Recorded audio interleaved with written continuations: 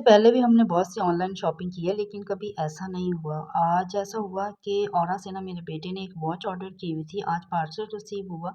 Delivery boy को हमने पैसे दे दिए, वो चला गया। उसके बाद जब पार्सल खोला तो उसमें वॉच थी ही नहीं, वो खाली डब्बा था। खैर हमने उनको ईमेल की और बताया तो वो कह रहे हैं ये कैसे हुआ। अब हमें क्या पता भाई कि कैसे हुआ, हमें तो खाली डब्बा रिसीव हुआ है। तो उन्होंने हमें यकीन दहानी तो कराई है कि वो दोबारा हमें सेंड कर देंगे, अब देखें क्या होता है। ये तो बहुत ज़्यादा परेशान हो गया था, मुंह लटक गया था उसका। फिर उसको तसल्ली दी, खाना खिला के उसको मदरसे भेजा और मैं सो गई। जब सो के उठी तो घर में कोई भी नहीं था, सब लोग बाजार गए हुए थे। मैंने कहा पहले तरबूज खाते हैं, उसके बाद फिर असर की नमाज पढ़ के कुकिंग की तैयारी करती हूँ। असर पढ़ के ना मैंने चाय रखी हुई थी, तो मैंने कहा कि चाय के साथ साथ यहाँ खड़े खड़े जितनी सब्जियों की कटिंग होती है मैं कर लेती हूँ, बाकी फिर बैठ के चाय पीऊँगी, साथ ही साथ सब्जियों की कटिंग भी कर लूँगी। लहसुन मैंने भिगो के रखा होता, देसी लहसुन होता है ना, इसको छीलना थोड़ा मुश्किल होता है। 10-15 मिनट अगर पानी में भिगो के रख लें तो इसको छीलना आसान हो जाता है। खैर चाय पी, साथ ही साथ मैंने सब्जियों की कटिंग भी की और अभी मगरिब में काफ़ी टाइम था, मैंने कहा कुकिंग भी हो सकती है। वैसे ज़्यादातर मैं मगरिब से पहले कुकिंग कर लेती हूँ और उसके बाद फिर मैं रोटियाँ वगैरह बनाती हूँ। और मासी भी आ गई थी, ये मासी का दूसरा चक्कर था। मासी थोड़ा बहुत काम छोड़ जाती है, शाम को दोबारा वापस आती है, मेरा भी भला हो जाता है। लंच के और चाय वगैरह के जो बर्तन होते हैं ना वो दोबारा धुल जाते हैं। मासी को चाय देके मैंने अपनी कुकिंग कर दी स्टार्ट और इसके लिए मैंने सुबह से सोचा क्या बनाऊँ क्या बनाऊँ। फिर मैंने कहा चलो चिकन बना लेती हूँ, साथ में कैप्सिकम ऐड कर देती हूँ। तो किसी ने मुझे एडवाइस किया कि बंद गोभी भी डाल दो। फिर मैंने कहा पता नहीं बंद गोभी बच्चे खाएं ना खाएं, चलो बंद गोभी ऐसा करती हूँ,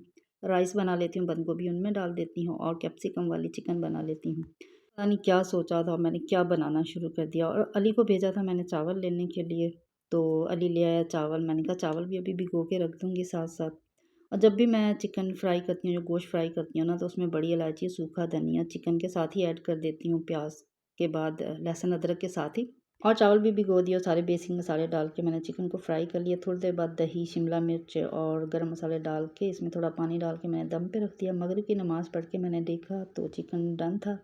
लेकिन अगर ये ड्राई होता ना तो ज़्यादा मज़े का होता, लेकिन मुझे ग्रेवी बनाना पड़ी क्योंकि बच्चे ना ड्राई नहीं खाते चावलों के साथ, उनको थोड़ी ग्रेवी चाहिए थी। चावल बॉयल हो गए थे, थोड़ा सा लहसुन प्याज फ्राई करके उसमें बंद गोभी, सोया सॉस, चिली सॉस और सिरका डाल दिया था। चिली सॉस की ज़रूरत नहीं थी, मैंने खामखा डाल दिया, इसके बगैर भी बन सकते थे। चावल डाल के मैंने इनको दम पे रख दिया और ना इनको थोड़ा सा हरा भरा करने के लिए मैंने हरी मिर्चें और हरा धनिया ऊपर अच्छी तरह डाल दिया था और दम पे रख दिया।